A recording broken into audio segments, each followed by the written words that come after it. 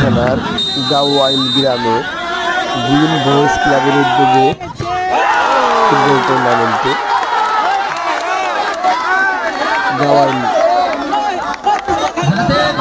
school বনাম খুলনা একাদশ এই টুর্নামেন্টে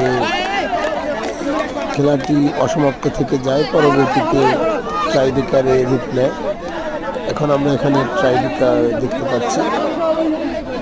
বিভিন্ন দলের